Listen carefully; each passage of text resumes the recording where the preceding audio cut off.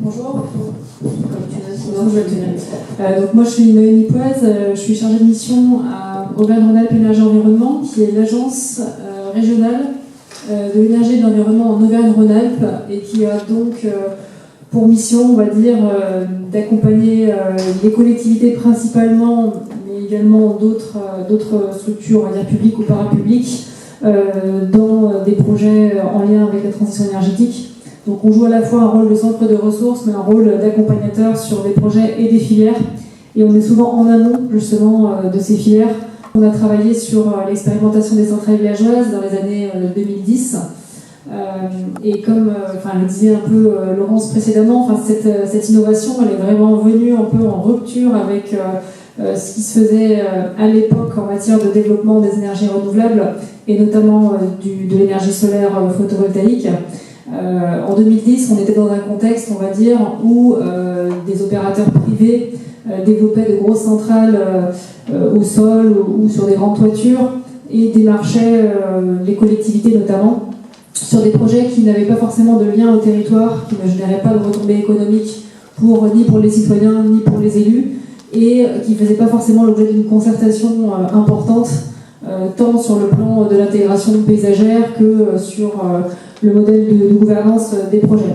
Donc voilà, on était dans ce contexte-là, et un peu en réaction par rapport à cette façon de faire, on a commencé à réfléchir, donc nous, agence régionale, mais aussi avec les parcs naturels régionaux qui étaient très concernés par ces démarchages, à une façon alternative de développer les projets d'énergie renouvelable.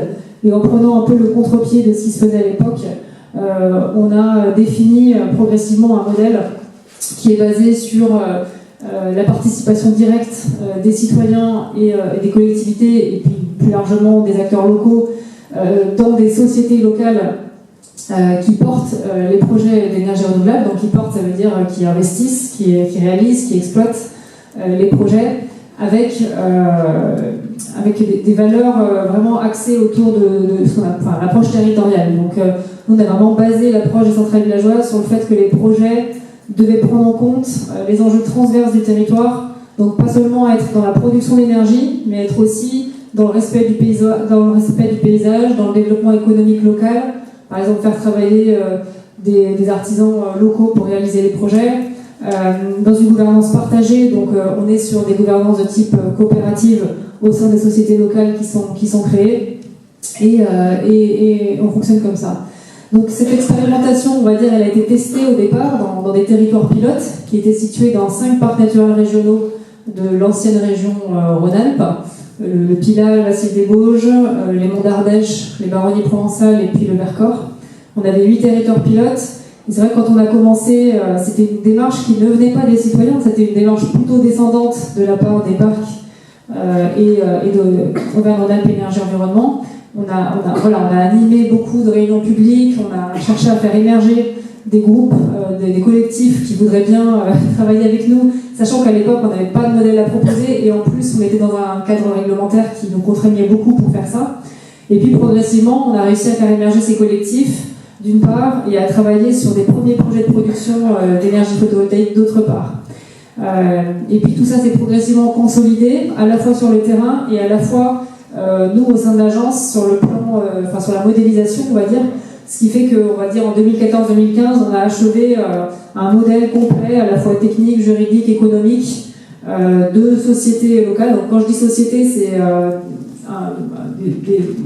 une entreprise en fait qui est sous format soit coopérative d'intérêt collectif, soit SAS, et dont les gens vont pouvoir être actionnaires directement.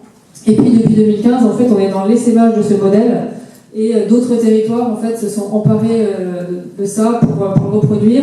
Donc on est sorti de la région Rhône-Alpes, on est sorti des parcs naturels régionaux, puisqu'aujourd'hui le modèle il est développé donc dans 35 territoires sur la région Auvergne-Rhône-Alpes, PACA, Bourgogne-Franche-Comté et Grand Est. Et voilà, c'est un modèle qui est vivant et qui continue d'évoluer au gré des évolutions réglementaires, au gré des projets, puisque l'objectif de ces sociétés, c'est vraiment de pouvoir développer les énergies renouvelables sur leur territoire. Et justement, c'est vraiment poser la question de c'est quoi ce territoire, comment on le définit, où est-ce qu'il est pertinent, Voilà, on est à l'échelle d'un bassin de vie, on n'est pas à l'échelle d'un village justement, parce que les enjeux de transition énergétique ne se jouent pas à l'échelle d'un village, on est vraiment sur une maille plus large, qui n'est pas forcément une maille, on va dire, administrative de commune ou autre, mais il y a un travail amont en fait dans l'émergence des projets qui consiste à définir quel est le territoire qui fait sens en fait pour le projet de centrale villageoise. D'ailleurs, ce qui est intéressant, si on fait le lien avec le développement local, c'est qu'en fait, certes, le projet, vous l'avez proposé avec les parcs, mais finalement, vous l'avez construit avec les communautés locales, si on prend le terme de Laurentin, et vous l'avez construit en fonction de leurs besoins, leur mode de fonctionnement, etc. Oui, alors effectivement, nous, on va dire, on était un peu la petite main à l'ingénierie, on va dire, mais d'un point de vue des choix qui ont été faits sur la construction du modèle, ça a vraiment été un travail extrêmement collaboratif, dans le sens où, depuis le début, on a un comité de pilotage, en fait, qui est en place, et auquel tous les acteurs associés, donc que ce soit citoyens, collectivités, les parcs, etc., participent et entérinent, on va dire, les grandes orientations du modèle. Donc effectivement, ça a été très partagé. Et puis, plus récemment, on va dire, ce travail, enfin ce fonctionnement en réseau s'est transformé en association nationale, donc depuis mars 2018. Et donc, on est actuellement dans cette phase de transfert du travail de capitalisation qui était porté par l'agence régionale vers une association nationale qui cherche aussi maintenant à se faire reconnaître sur le plan plus institutionnel, on va dire.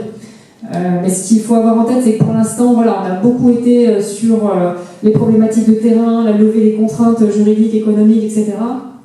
Donc sur la construction du modèle, et que le modèle s'est essaimé sans qu'on ait forcément cherché à l'essaimer, même pas du tout en fait. On n'a pas spécialement communiqué ou promu ça. Ça s'est vraiment essaimé un peu par proximité, tache d'huile, bouche à oreille. Et donc nous on est plutôt en réponse pour l'instant à la demande, mais on a besoin de s'outiller aussi pour pouvoir suivre le rythme. Oui, d'ailleurs, en fait, c'est ça qui nous a intéressés. C'est pour ça qu'on les choisi. C'est parce que ça se diffuse. Et ça, c'est un critère d'innovation, voire territorial, parce qu'il y a vraiment un ancrage local. Et ça, c'est intéressant parce que ça montre justement que en fait, ça trouve preneur, ou il y a appropriation en fait de l'innovation qui fait que ça perdure. Et du coup, voilà, c'est ça qui est intéressant dans votre expérience. Et vous accompagnez ça, en fait. Oui, on accompagne, c'est un grand mot. Après, surtout, on capitalise et on outille. Donc, ça veut dire qu'on travaille sur beaucoup de documents types, de guides, d'explications des différentes étapes à passer pour qu'un collectif qui démarre de zéro ait déjà une base et sache un petit peu par quelles étapes il doit passer. Il a des formations, il a des explications, il y a des forums pour échanger avec les autres centrales villageoises. On a aussi beaucoup de parrainage entre les sociétés, donc c'est une solidarité en fait entre les projets où ceux qui ont plus d'expérience partagent avec les plus récents. Ça c'est vraiment très riche. Mais après c'est vrai qu'on a aussi besoin d'accompagnement de terrain, on va dire, notamment sur les premières phases de consolidation des collectifs, où voilà, souvent c'est préférable si on a une structure en local qui peut expliquer les outils, permettre aux gens de mieux se les approprier et mettre en fait le collectif sur les rails, sachant qu'après l'idée c'est que lui, il s'en empare et puis il a sa propre vie et sa propre capacité à se développer, quoi.